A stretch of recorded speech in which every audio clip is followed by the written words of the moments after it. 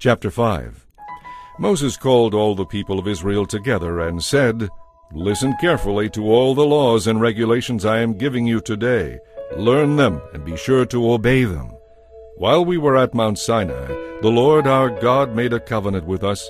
The Lord did not make this covenant long ago with our ancestors, but with all of us who are alive today. The Lord spoke to you face to face from the heart of the fire on the mountain. I stood as an intermediary between you and the Lord, for you were afraid of the fire and did not climb the mountain. He spoke to me, and I passed his words on to you. This is what he said. I am the Lord your God who rescued you from slavery in Egypt. Do not worship any other gods besides me. Do not make idols of any kind, whether in the shape of birds or animals or fish.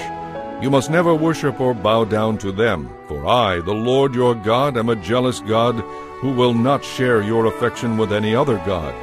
I do not leave unpunished the sins of those who hate me, but I punish the children for the sins of their parents to the third and fourth generations. But I lavish my love on those who love me and obey my commands, even for 1,000 generations.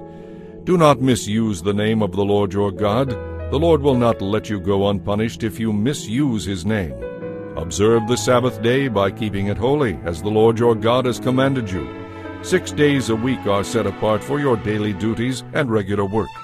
But the seventh day is a day of rest, dedicated to the Lord your God. On that day no one in your household may do any kind of work. This includes you, your sons and daughters, your male and female servants, your oxen and donkeys and other livestock, and any foreigners living among you. All your male and female servants must rest as you do. Remember that you were once slaves in Egypt, and that the Lord your God brought you out with amazing power and mighty deeds. That is why the Lord your God has commanded you to observe the Sabbath day. Honor your father and mother, as the Lord your God commanded you. Then you will live a long, full life in the land the Lord your God will give you. Do not murder, do not commit adultery, do not steal, do not testify falsely against your neighbor. Do not covet your neighbor's wife. Do not covet your neighbor's house or land, male or female servant, ox or donkey, or anything else your neighbor owns. The Lord spoke these words with a loud voice to all of you from the heart of the fire, surrounded by clouds and deep darkness. This was all he said at that time, and he wrote his words on 2 stone tablets and gave them to me. But when you heard the voice from the darkness, while the mountain was blazing with fire, all your tribal leaders came to me. They said, "The Lord our God has shown us his glory and greatness, and we have heard his voice from the heart of the fire. Today we have seen God speaking to humans, and yet we live. But now, why should we die? If the Lord our God speaks to us again, we will certainly die and be consumed by this awesome fire. Can any living thing hear the voice of the living God from the heart of the fire and yet survive? You go and listen to what the Lord our God says. Then come and tell us everything he tells you, and we will listen and obey."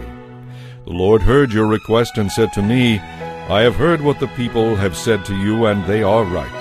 Oh, that they would always have hearts like this, that they might fear me and obey all my commands. If they did, they and their descendants would prosper forever. Go and tell them to return to their tents. But you stay here with me so I can give you all my commands, laws, and regulations. You will teach them to the people so they can obey them in the land I am giving to them as their inheritance." So Moses told the people, "You must obey all the commands of the Lord your God, following his instructions in every detail. Stay on the path that the Lord your God has commanded you to follow. Then you will live long and prosperous lives in the land you are about to enter and occupy."